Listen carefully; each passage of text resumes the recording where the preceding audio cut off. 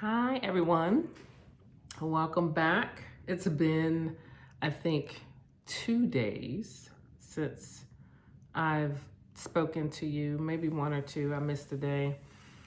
Life is catching up with your girl, and I needed to take a break, sit myself down somewhere. Energy was running low, potential dehydration, all the things that I know catch up with me, not just around this time of year, but when I'm doing a lot of different things. And I don't mind sharing them with you because I want to help you avoid the pitfalls that come with a busy season. So, if you're new to my YouTube channel, my name is Karen Mayfield Felton. I talk about a lot of different topics, try to keep my video under 20 minutes or less. Tonight, I'm going to aim for 10 or less because I am verbose, neurodivergent. I talk a lot, I process things, I repeat things. And so I want to make sure that I'm efficient, but authentic and impactful. So I had two things on my mind tonight. Number one is what I opened with, and that is how to keep yourself from having that fatigue sneak up on you, and the next thing you know, you're tired, you're sleepy, and you just don't have enough energy. I am not a doctor. I am not the greatest patient when it comes to these things.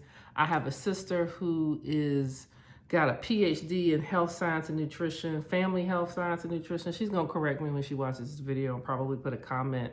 I have an older sister who I love them both. I call them tree huggers. They're always about fresh herbs and making sure you have a balanced diet. And we are all horrible, probably at getting enough rest and all the things. What I love about the conversation we're about to have is it happened to me real time, and it happens to me about every 2 to 3 months. So here is the first thing that I want to talk about, especially around the holiday Christmas season, to make sure that you are taking care of yourself. The one thing that I did today was I recognized and listened to my body. I actually listened to my body yesterday. I overslept and then realized I could sleep for some more. Like I could sleep for several more hours. And I did. And I did the necessary things in decency and in order, and I stayed in the bed as long as I needed to. And then I got up, did some things, and then this morning I woke up and felt the same way. And I said, "Yep, think body needs to hibernate just a little bit more." Still took on some meetings, but for the most part, I rested. Listen to your body. We do a lot of things for ourselves, for a lot of people, for our families. And some of you are going to say, "I can rest when I'm dead." I've heard that a lot from people that I know and respect. And I'm going to tell you right now, I know that when this body decides to shut down for good, I will rest eternally. But right now, I'm going to get some rest.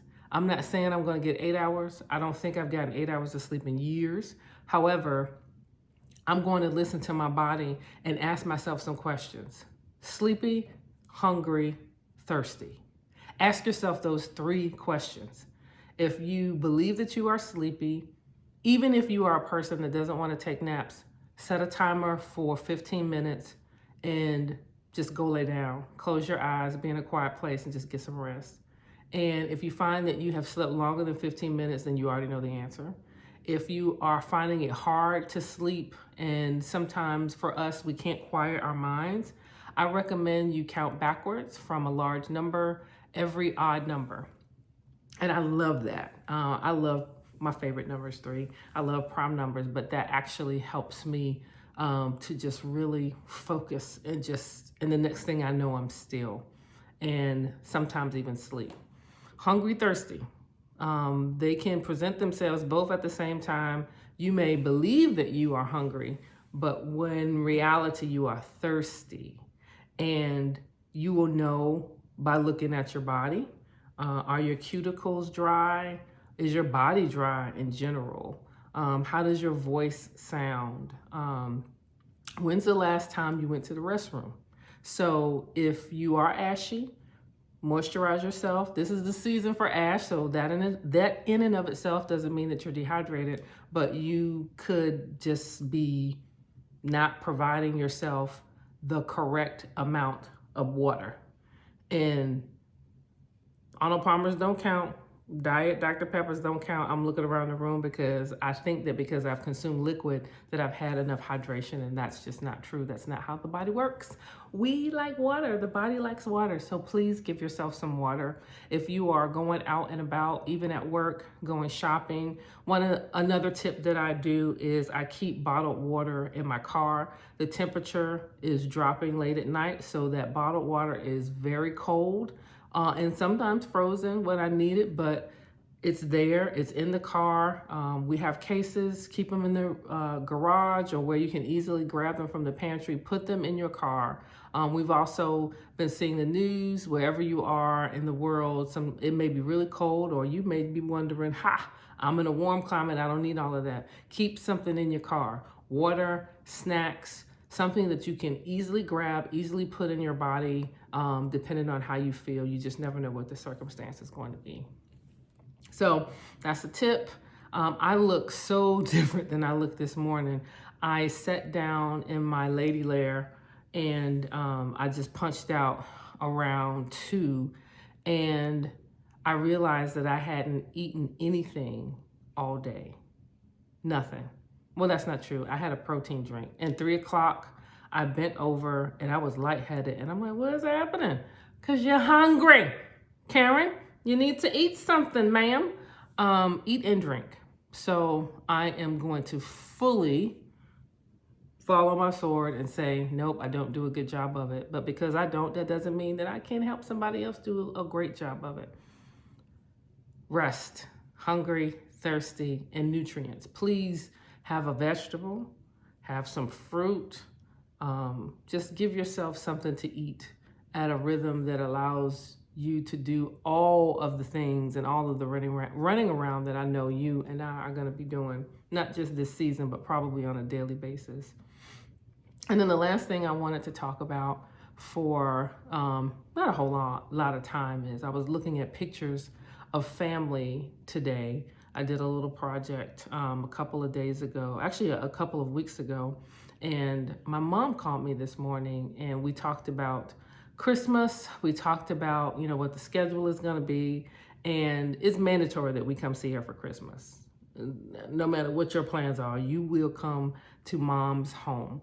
And that's what we talked about. And what made me think about it is developing, curating, remembering, reinstating all the ings, family traditions that allow you to rebirth memories. Rebirth, renew, and create and curate new memories. Yes, I like words. If you didn't notice, I just said a whole bunch of them. They all mean the same thing. I understand. I have a blended family, and I've got, friends, and we all do different things.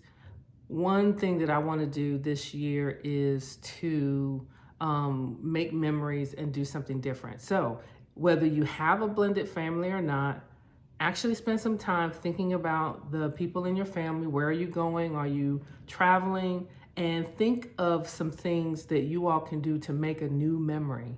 Or do you have a childhood memory? And this is for parents. These are for folks that are single. These are for folks that are empty nesters. Whomever you are, whatever your family situation is, I'm encouraging you to develop in 2025 a new system, a new thing that you, your family, and friends can do. And it involves everyone. Like, no one is left out. I'm not even gonna get into family dynamics because we all have different situations going on. But I'm going to be thinking about a new thing that I can do with my immediate family. And then when I'm with my sisters and my mom, I want to ask them, what can we do this season to make it more memorable for us? Like when we're 60, Lord willing, if we get to 60 and 75, we're slapping each other like, remember where we're there? Like, all the things, all the laughter and fun that comes with memories. That's kind of what I'm thinking. And if you have ideas about a memory activity, games, or something that you and your family have done that you think would be great for my family, please put them in the comments. I would love to know what they are. And let's make new memories together. Life is short, and you may have college students coming home to hang out for a day and then they go do their thing. You may have small children. You may have no children. You may be just enjoying the holidays with you, yourself, and yourself. And you want to curate a new memory. Think of a place that you can go. Who can you connect with that you haven't talked to or seen in a while, and make a new memory. I would love to know what it is that you all do. I'm going to talk to my tribe. I got a couple of tribes. I got many tribes. I'm going to talk to all of them and say, hey, what can we do different this year? And I will post in the comments what we end up doing. I'm hoping it's something that we all enjoy. And then when I'm old and just moving on up in time, I can think back and say, remember when we did this? And I'm gonna have a smile on my face. And if for some reason I can't remember, my sisters and friends, I need y'all to call, go to Shady Pines and say, Karen, remember when we did this? And then just remind me what I did if I can't think about it. Okay, just making light of life. Okay, just to recap: rest, hungry, thirsty, sleep. Make sure you're drinking, make sure you're staying hydrated in this busy season, and make new memories with your family and friends that you can all enjoy and that we can all learn from. Have a wonderful evening. Until tomorrow. Bye.